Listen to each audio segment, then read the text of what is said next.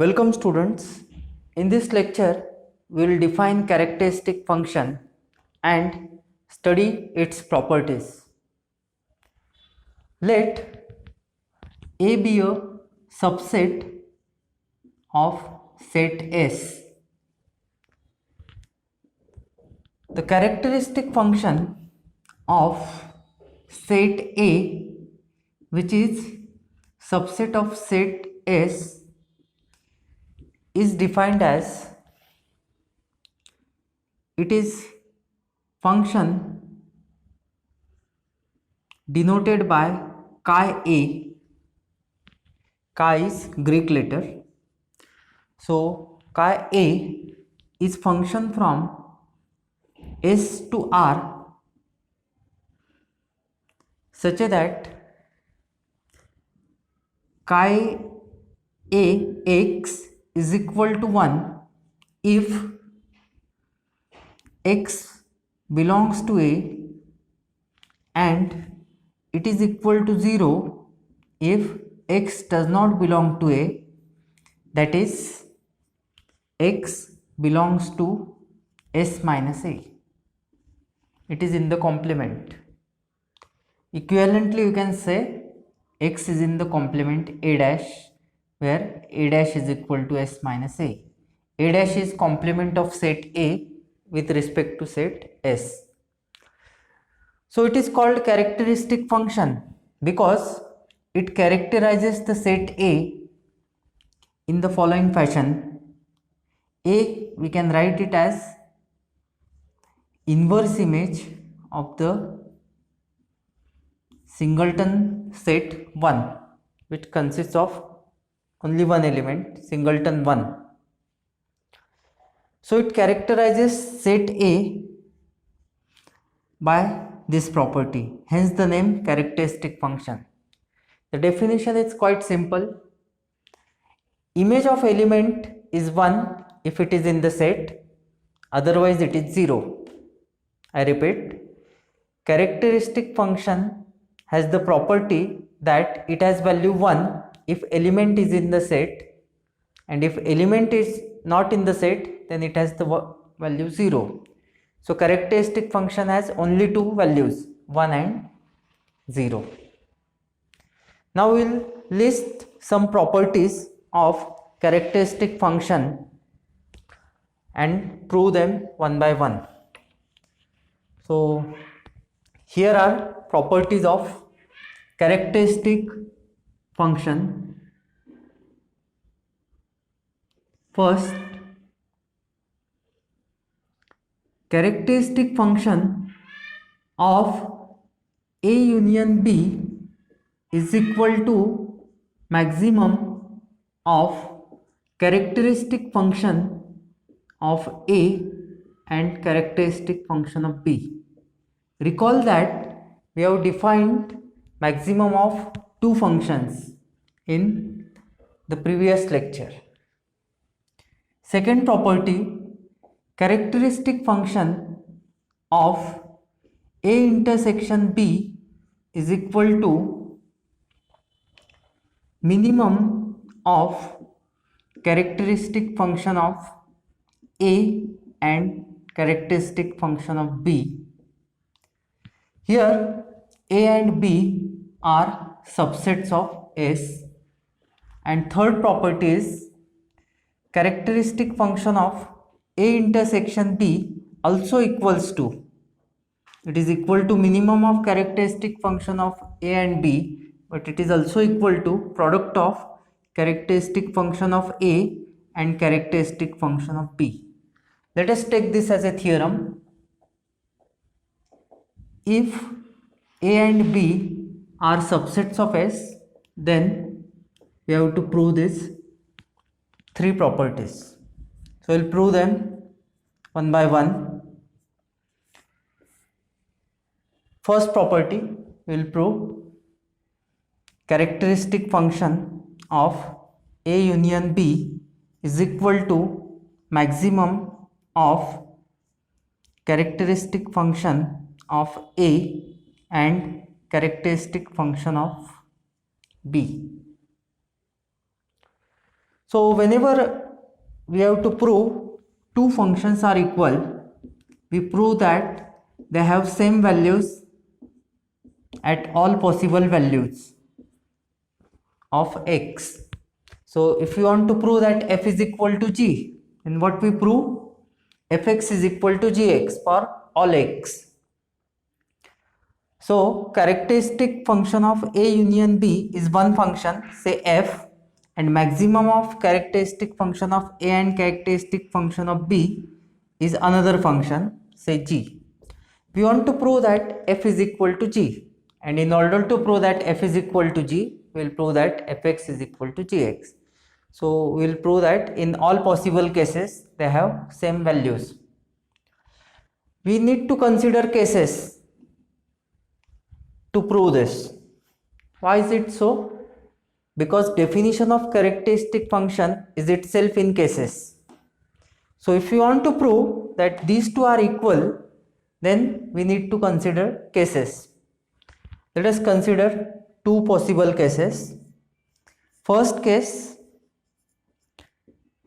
x is in A union B, and second case is x is not in A union B. So first case, x belongs to A union B. Let us evaluate left hand side function for this case. So x is in A union B. By definition of characteristic function, if element is in the set, then it will have the value 1. As x is in A union B, by definition this implies that value of characteristic function is 1. So this is left hand side of function. Also, let us try to find values of this. So as x belongs to A union B, this will imply that x belongs to A or x belongs to B. This OR is inclusive OR. Inclusive OR means what? There will be three possibilities. X is in A, but it may not be in B. X may be in B, but it may not be in A. And third possibility, it is inclusive OR, means both are possible cases. X may be A as well as in B. So in any case, x belongs to A or x belongs to B. We will try to find or evaluate right hand side function. This is right hand side function, maximum of characteristic function of A and characteristic function of B.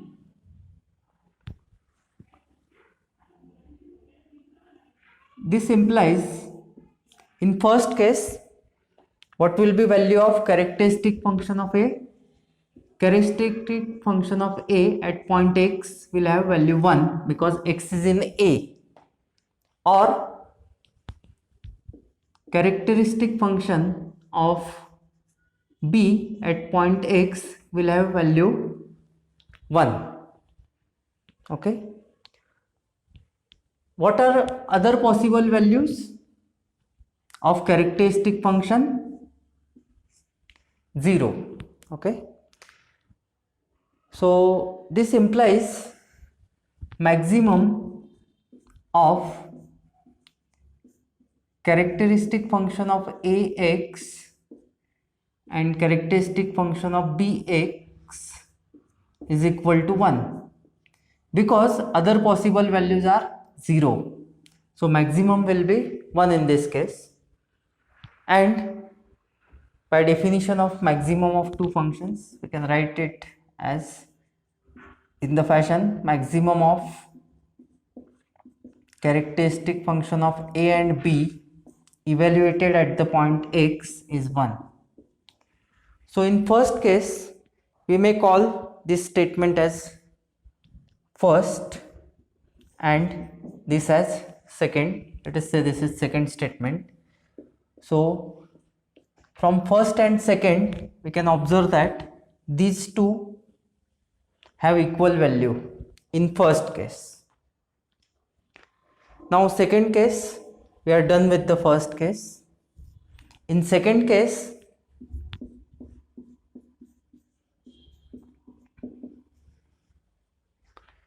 X does not belong to A union B.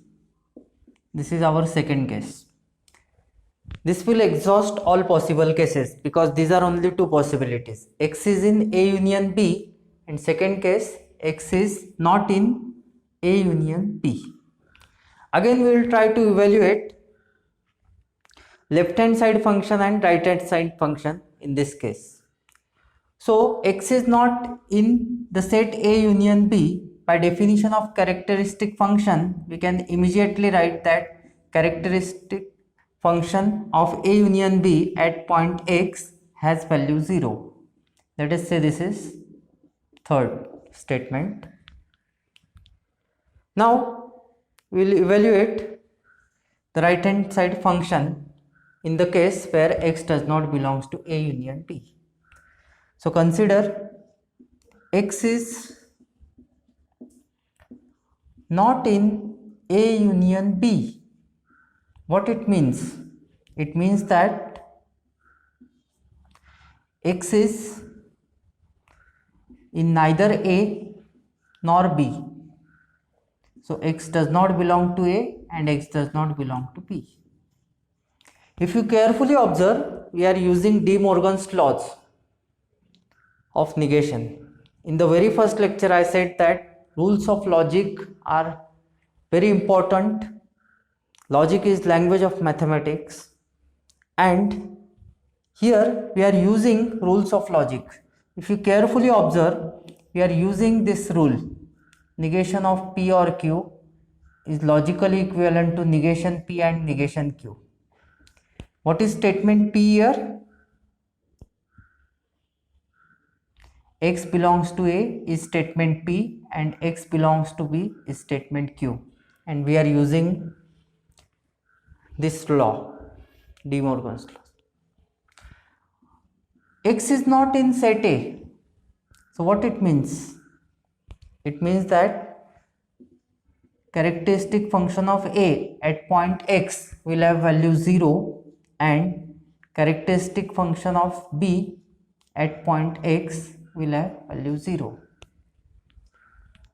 So both had value 1. In that case, we concluded that maximum has value 1, and in this case both have value 0. So obviously their minimum will be what? Minimum of characteristic function of X, characteristic function of A at point X, and characteristic function of B at point X will be 0. By using definition of characteristic by using definition of minimum of two functions, I could write it in the way minimum of characteristic function of A and B at point X is 0. So call this as fourth statement. From first and second, in first case we can observe that these two functions have same values. In either case the value was 1. From statement third and fourth, we can observe that these two functions, characteristic function of A union B and minimum of characteristic function of A and B, have value 0. So in either case, first case or second case, these two functions, which functions I mean? Characteristic function of A union B and maximum of characteristic function of A and B have same values. In all possible cases, these functions have equal values. Hence, these two functions are equal. Similarly, you can prove second and third result. For proving second result, which will be the case? Which cases we have to consider? For proving first result, we consider two cases, x belongs to A union B and x does not belong to A union B. In order to prove these two results, you have to consider the case that x belongs to A intersection B, and second case will be x does not belong to A intersection B. So let us see the proof of second result, how we can prove it. Second result is x A intersection B, and here I have to write minimum characteristic function of A and B. So first case will be x belongs to A intersection B. For continuation, I will say this is statement number say 5th. Okay, and value here will be characteristic function of A intersection B at point x will be 1. X belongs to A intersection B. It means that x belongs to A and x belongs to B. If element is in the set, then value of characteristic function is 1. So the next conclusion in our argument will be this: both numbers are 1, and so their minimum will also be 1. Remember that characteristic function takes only two values, 0 and 1. So minimum of characteristic function of A and B is 1, and here sixth statement which we will have is this. So in first case, we observe that characteristic function of A intersection B has value 1, which is also the value taken by minimum of characteristic function of A and B. The first case was x belongs to A intersection B. Which will be the second case? X does not belong to A intersection B. In this case, if element is not in the set, then value of characteristic function is 0. So characteristic function of A intersection B at point x is equal to 0 because the element is not in the set. Now to evaluate the right hand side function, that is minimum of characteristic function of A and B, again consider the argument x does not belong to A union B, x does not belong to A intersection B. This implies it is not in the intersection. So what is the conclusion? If it is not in the intersection, then we have to make similar changes here. Which De Morgan law we have to use? Negation of P and Q equals to negation of P or negation of Q, where statement P is x belongs to A and statement Q is x belongs to P. So what will be the next step? X does not belong to A intersection B. The equivalent statement will be x belongs to A or x belongs to B.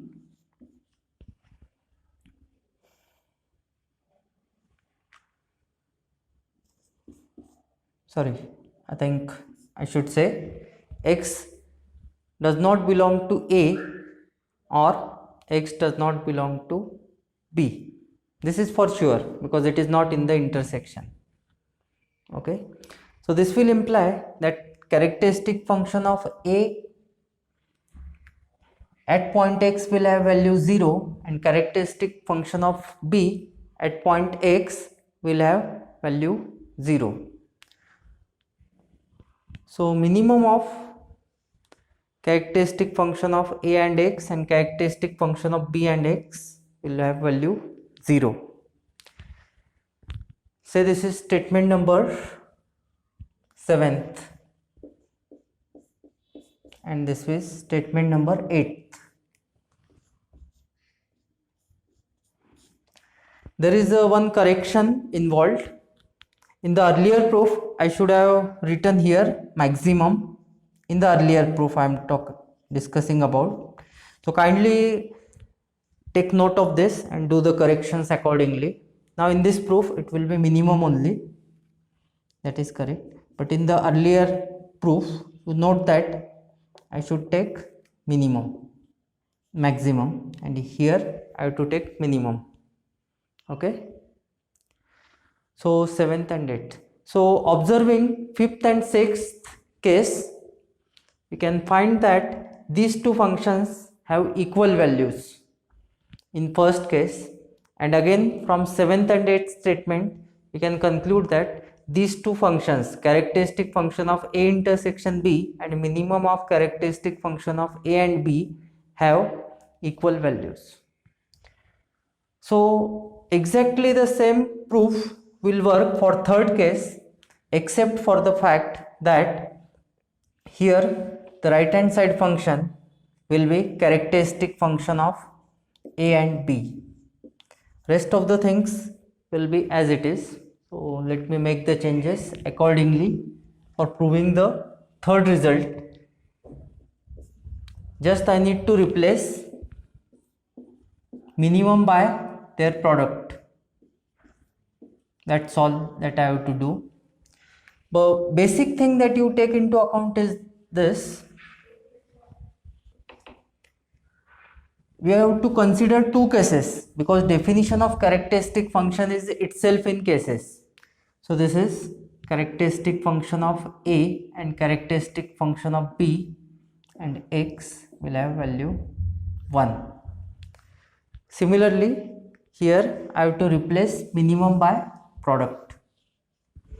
So characteristic function of Ax into characteristic function of Bx equals to 0, and that we can write it as, by definition of product of two functions, characteristic function of A into B equals to x equals to 0. Again for continuation I can say this is statement number say 9th, then this is statement number 10th. So from 9th and 10th statement we can observe that these two functions, I mean characteristic function of A intersection B and product of characteristic function of A and B, have equal value. In first case both functions have value 1, and from statement number 11th and statement number 12th we can observe that characteristic function of A intersection B and product of characteristic function of A and B both have value zeros. Thus in all possible cases these two functions, characteristic function of A intersection B and characteristic function of A into B, have equal values, hence these two functions are equal. This completes the proof of this theorem. In next lecture we will see some more properties of characteristic functions.